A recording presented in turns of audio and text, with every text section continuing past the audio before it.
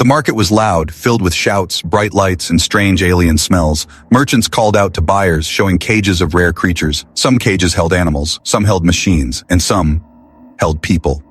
In the corner of the market, under a torn cover, sat a small cage. Inside the cage was a young alien girl, her skin pale and her eyes without hope. She looked thin, weak, and broken. The merchants laughed and called her names. "She is useless," one said. "Broken toy," another shouted.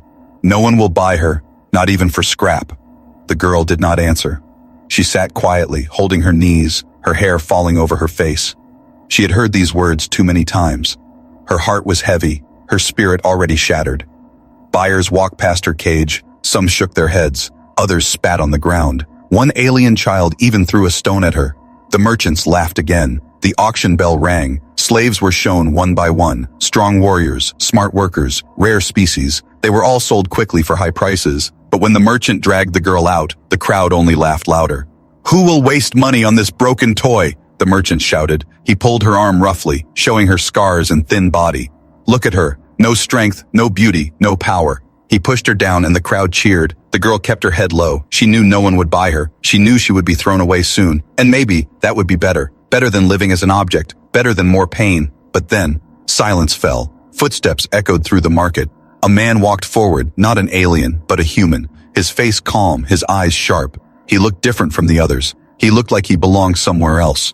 The merchant stopped shouting. The crowd whispered in surprise. "A human? What is he doing here?" Humans were rare in this part of the galaxy. Some aliens feared some hated them, but everyone respected them. The human stopped in front of the girl. He looked at her for a long moment. The girl raised her head slowly. Her eyes met his.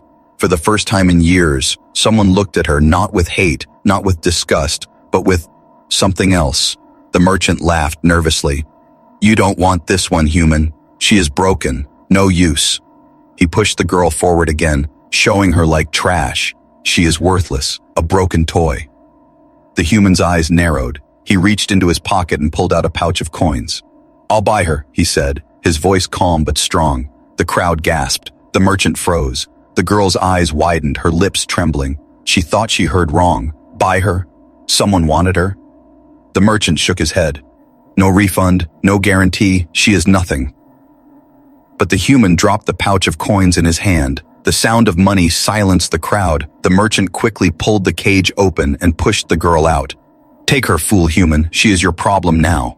The crowd laughed louder than before. They mocked the human, they mocked the girl, but the human did not care. He bent down, helping the girl stand on her weak legs. For the first time, someone touched her without cruelty. The girl's heart beat fast, her mind filled with fear and confusion. She wanted to ask, "Why? Why would you buy me?" But no words came. The human looked at her and said softly, "You are not broken."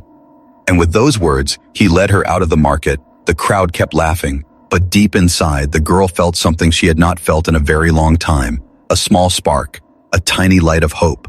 The market was still buzzing after the strange moment. Everyone kept talking, whispering, pointing at the human. Some laughed, some shook their heads, others stared in shock. No one could believe it. Why would a human spend good money on a useless slave? Why would anyone choose a broken toy? The merchant still held the coins tightly in his hands. He smirked and shouted to the crowd, "See, even humans are fools sometimes." The laughter grew louder, but the human's face remained calm. He did not care about their voices. The girl stood weakly beside him, her body shaking, her heart racing. She could not understand why this man had bought her. Every part of her mind screamed that this was a trick. Every part of her heart whispered that maybe it was real. The human looked down at her, his eyes steady. "Come," he said, simple and clear. The girl followed, her steps slow and unsure. Chains still hung from her wrists, her ankles heavy. Her head was lowered, afraid to meet his gaze. As they walked through the market, aliens moved aside, whispering to each other. Some spat near their feet, others muttered, "She's worthless. He will regret this." But the human kept walking, every step silent, every move filled with purpose. The girl's mind was full of questions. Why me? Why would he buy someone like me? She wanted to ask, but fear held her voice. No one had ever listened before. No one had ever cared before. They reached the edge of the market. A large ship stood waiting, metal shining under the dim lights. It was simple, but strong, not the ship of a rich man, but of someone who traveled far and wide. The human tapped a control pad and the door opened with a hiss. He stepped aside, waiting for her to enter first. The girl froze, her eyes wide. No one had ever given her such respect. Slaves were always pushed, kicked, or dragged, but here he stood, letting her choose. To walk in, her feet moved slowly, her chains clinking as she stepped inside. The ship's air was cleaner, warm light filled the space. It was not grand, but it felt safe. For the first time in years, she felt a place that did not scream of cruelty. The human followed her in. He walked to a console and pressed a few buttons. The ship hummed to life, engines ready, shields raised. They were leaving the market behind. The girl stood near the door, unsure what to do. Her hands clutched her chains tightly. She whispered to herself, "Why? Why me?" Her voice was so soft she thought no one heard, but the human turned to her. He walked closer and crouched down so his eyes met hers. "Because," he said slowly, "you are not a toy." His words cut through her fear, simple words but powerful. She stared at him, unable to speak. He reached into his bag and pulled out a small key. One by one, he unlocked the chains on her wrists, then the heavy locks on her ankles. The sound of metal hitting the floor echoed loudly in the quiet ship. The girl looked down at her free hands. She touched her wrists, feeling the skin that had always been marked by iron. She wanted to cry, but no tears came. She only whispered, "I don't understand."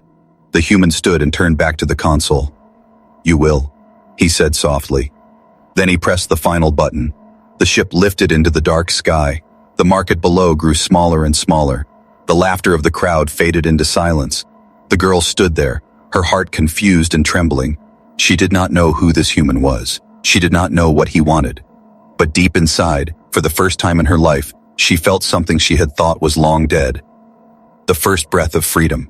The ship moved through the stars, leaving the noisy market far behind. The hum of the engines filled the silence, steady and calm. The girl sat on the floor near the corner, her arms wrapped around herself. She still could not believe what had happened. No chains, no merchant shouting, no cruel hands pulling her, only silence. And the human. He was at the controls, eyes fixed on the stars ahead. His face calm, his movements steady. He did not speak much, but he did not look cruel either. The girl's heart raced with fear. She thought, this cannot be real, there must be a trap. After some time, the human left the pilot's seat. He walked to a small storage compartment and pulled out a bottle of water. Then he crouched down and held it out to her. "Drink," he said simply. The girl hesitated. Her hands shook as she reached for the bottle. She had been given water before, but only dirty water. Water meant for animals. This water was clear, shining under the ship's lights. She lifted it slowly and sipped. Cold, clean, pure. Her throat burned with relief. She drank too fast and coughed, but the human only waited patiently. He did not pull it away, did not shout, he just let her drink. When the bottle was empty, she held it close, her eyes lowered, her voice a whisper. "Why? Why are you kind?" The human did not answer right away. He stood, walked to a box, and pulled out a folded piece of cloth. It was a blanket, simple but soft. He placed it beside her. "You need rest," he said, and walked away. The girl stared at the blanket. No one had ever cared if she was cold. No one had ever told her to rest. She touched the fabric slowly. Her chest ached with confusion. She thought, this is not possible. Why would he care? The human sat back at the controls. The stars moved across the glass window, endless and bright. For a long time, the ship was silent except for the hum of jeans.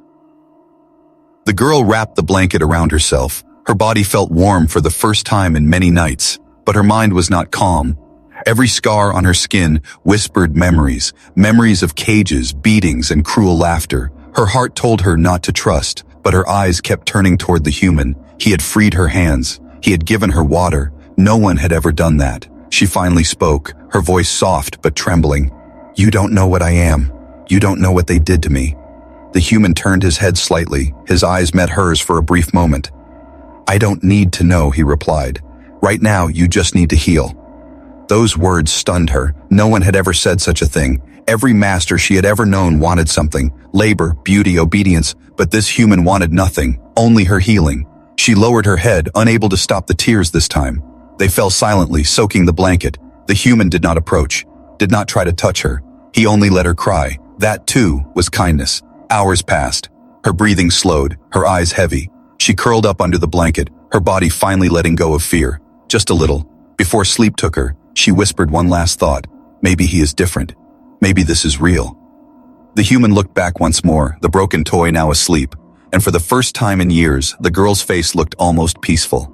The ship drifted quietly through the dark sea of stars. The girl woke slowly, her body still weak but warmer than before. She looked down at the blanket wrapped around her. For a moment she almost forgot where she was. No cage, no chains, no shouting voices, only the steady hum of the ship and the calm presence of the human.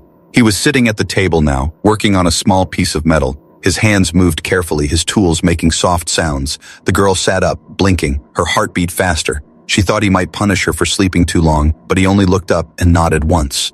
"You're awake," he said, nothing more. The girl hugged the blanket closer. She wanted to speak, but her voice caught in her throat. She had not spoken freely in so long. She had forgotten how words felt when no one demanded them. The human pushed a small tray across the table. On it was food, simple bread, dried fruit, and a small piece of cooked meat. "Eat," he said, his voice firm but not harsh. Her stomach twisted with hunger. She had not eaten real food in days, maybe weeks. But still she hesitated. Her mind whispered, "What if it's poisoned? What if he only feeds me so I stay alive for more pain?" The human seemed to read her silence. He picked up a piece of bread and took a bite himself. Then he set it back down and waited. The girl's eyes widened. No master had ever done that. She reached slowly and took a small bite. Warmth spread through her body. She ate more, faster, until her hands shook. The human did not stop her. He only poured her water and let her finish. When she was done, she leaned back, holding her stomach. Her eyes filled with tears again. But this time, they were not only from pain, they were from something she did not understand. A strange feeling that broke the walls inside her heart. The human went back to his work. The girl watched him quietly. She noticed the small object in his hand, a broken mechanical toy, its gears bent, its surface scratched. He was repairing it piece by piece. Her breath caught. She whispered, "Why fix something broken?" Her voice was almost too soft to hear, but the human paused, his hands still. Then he looked at her and said, "Because broken things deserve another chance." The words hit her like a wave. Her chest tightened. Her scars seemed to burn. She turned her face away quickly, hiding the tears. Her whole life she had been told she was useless, broken, trash. But here was someone who believed broken things could be repaired. She wanted to believe him. She wanted to reach out, to ask him why he was different. But the chains in her heart still pulled her back. Fear whispered, "Don't trust. Don't hope. It will only hurt again." That night, as the ship traveled deeper into space, the girl lay under the blanket, staring at the ceiling, her body warm, her stomach full, her wrists free, yet her heart was full of cracks, some old, some new. But now, through those cracks, a faint light of hope was starting to shine. The human sat nearby, silent, fixing the toy in his hands. He did not rush her, did not demand anything. He only worked patiently, piece by piece, gear by gear, as if repairing the toy was no different from repairing her heart. And though she could not say it out loud, the girl thought one fragile thought before sleep took her again. Maybe I am not a broken toy after all. The ship floated through the endless dark. The stars outside glowed like tiny fires. Inside, the girl sat quietly near the table, her blanket wrapped around her shoulders. The human worked on his tools again, silent as always. The toy he had been repairing now looked almost whole, its broken gears shining. The girl watched him for a long time, her chest heavy, her thoughts restless. She wanted to understand him. Why would he help her? Why would he buy her? The questions pulled at her heart until she could not keep silent anymore. She whispered, "Do you want to know who I am?" Her voice shook, as if every word cost her strength. The human did not look up right away. He adjusted the toy's spring, then finally said, "If you want to tell me, I will listen. No command, no force, only choice." The girl swallowed hard, her throat dry, her hands gripped the blanket as she began to speak. "I was not always like this," she said softly. Her eyes looked far away, into memories she hated. "I was taken when I was very young, from my home." Her voice cracked, but she pushed on.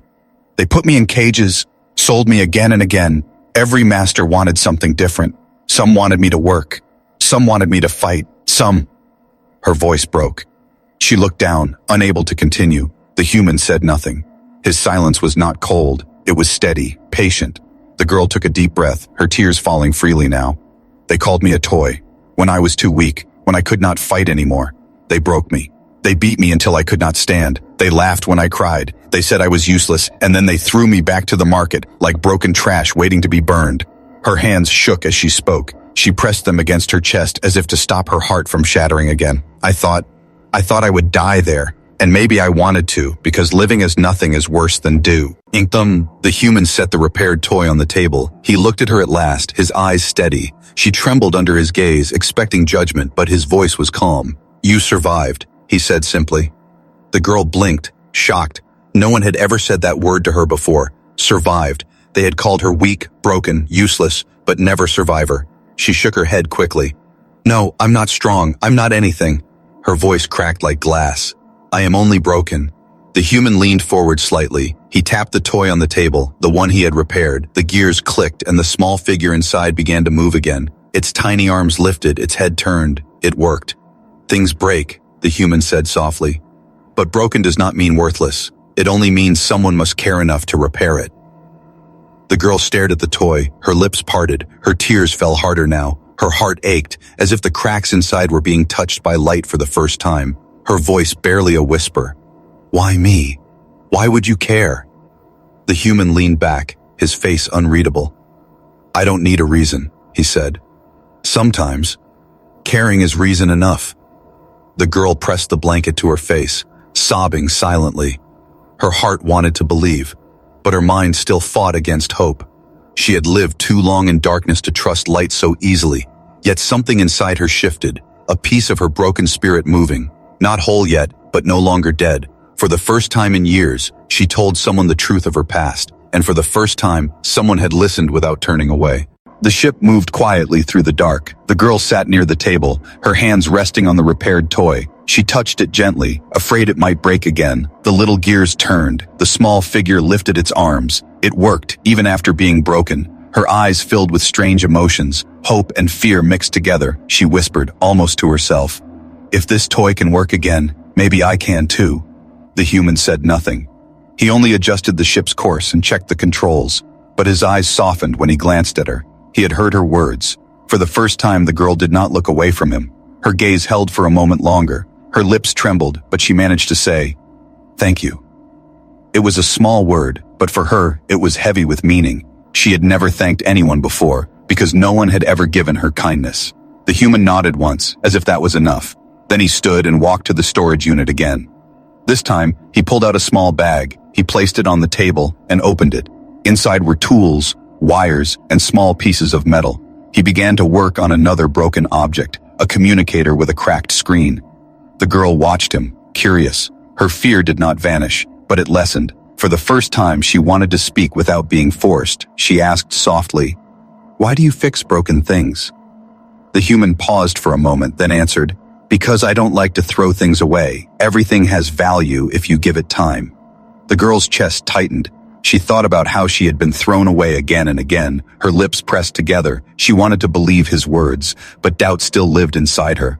After some time, the human slid a small piece of wire toward her. Hold this, he said. The girl froze, staring at the wire in her hand. Her heart raced. Was he really asking her to help? Her fingers shook, but she held it as.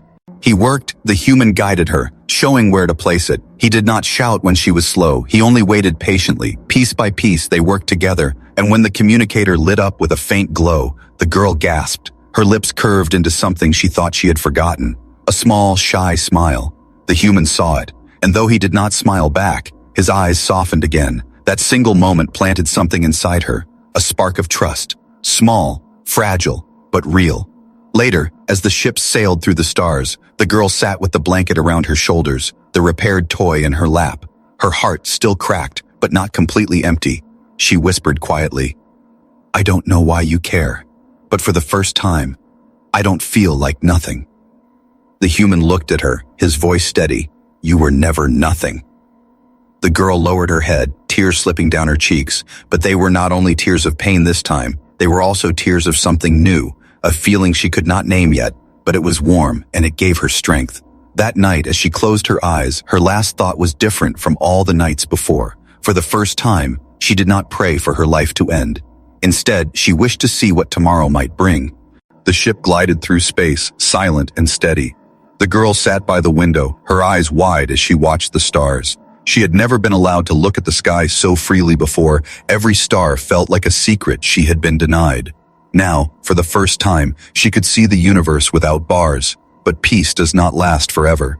The ship's alarm broke the silence. A sharp warning sound. The human moved quickly to the console. His eyes narrowed as he read the signals. "They found us," he muttered. The girl's heart jumped. "Who?" she whispered. Before he could answer, the screen lit up with shapes in the distance. Small ships closing in fast, their symbols glowing red. The mark of the slavers, the same merchants who had laughed at her in the market. A cold fear gripped her chest. "They came for me," she said softly. Her hands shook as she pulled the blanket tighter, her eyes lowered, shame pressing heavy. "This is my fault." The human turned sharply, his voice strong. "No, this is their greed, not your fault." He tapped controls, shields powering up around the ship. Engines roared louder, but the enemy ships did not back away. They spread out, surrounding them like hunters circling prey. A message came through, harsh and mocking. The merchant's voice filled the cabin. "Human, return what you stole. That girl is property, nothing more." The girl flinched at the words, her breath short. Every scar on her skin screamed those same words. Property, broken, toy. Her body shook with fear. Her mind whispered, "He will give me back." No one fights the slavers, but the human's voice cut through her fear. "She's not property. She's free now." The merchant laughed, cruel and sharp. "You think one human can stand against us? You'll die for her, and she will still be ours." The girl's chest tightened, her eyes filled with tears. Why was he doing this? Why risk his life for someone? "Me worthless?" She grabbed his arm, her voice breaking. "Let me go. Please. If you give me back, they'll leave you alone." The human turned, his eyes blazing. "No," he said firmly. "I will never give you back. Not to them. Not to anyone." His words struck her heart like lightning. For a moment, she could not breathe. No one had ever claimed her like that. Not as property, but as someone worth protecting. The enemy ships fired warning shots. Flashes of red lit the dark sky. The ship shook, alarms blaring. The human tightened his grip on the controls, his voice calm but steady. "Hold on." The girl clutched the seat, her heart racing. She expected him to panic, to run blindly, but his movements were sharp, controlled. He guided the ship through the storm of fire. Each turn, each dodge precise. The girl's fear mixed with awe. He was not afraid, not even against so many. The merchant's voice came again, louder now. "Human, you will regret this. That toy is ours, and you cannot change what she is." The girl closed her eyes, pain burning inside. But then she remembered his words. "You are not broken. You are not a toy." Her trembling lessened. For the first time, she wanted to believe it more than the slaver's voice. Her heart still cracked, but a spark burned inside. If he was willing to fight for her, maybe she could fight too. As the battle outside grew fiercer, the girl whispered to herself, "No, I will not go back. Not ever again." The slaver ships closed in like hungry wolves. Their red lights cut across the dark, their weapons glowing. The girl sat frozen, her hands clutching the seat. Her heart pounded so loud she thought it might break. The human's hands moved calmly over the controls, no fear in his eyes, only focus. "Hold tight," he said, his voice steady. The ship jolted as another blast struck the shields. Sparks flew across the cabin, the alarm screaming. The merchant's voice boomed again through the comms. "You cannot win, human. Give her back. One broken slave is not worth your life." The girl's head dropped, shame burning in her chest. Every word dragged her down. She wanted to scream, "He's right. I'm not worth this." But when she looked at the human, she saw only defiance in his eyes. He answered without hesitation, "She is not a slave, and she is worth everything." The girl gasped, her breath caught in her throat. Those words hit her harder than any chain. Her body trembled, but this time it was not only fear, it was something else, something stronger. The slavers fired again. The ship shook violently. The human flipped a switch, weapons powering up. Metal panels slid open along the hull, turrets extended, glowing with energy. The girl's eyes widened. She had never seen such power. The human locked the ship into battle mode. The first shot fired from their cannons. A bright streak cut across the darkness. One slaver ship exploded in a burst of fire. The girl covered her mouth in shock. He was not running, not begging. He was fighting. The enemy fleet spread wider, anger filling their comms. "Destroy him! Take the girl!" The sky lit up with fire. Lasers streaked past. Explosions rocked the ship. But the human moved like a soldier who had done this before. Each dodge, each counterattack was sharp and exact. The girl's fear turned into awe, but also guilt. He was risking his life. For her voice broke as she cried, "Why are you doing this? You don't even know me!" The human didn't look back. His voice came firm, almost like steel. "I don't need to know you deserve freedom." Tears blurred her vision.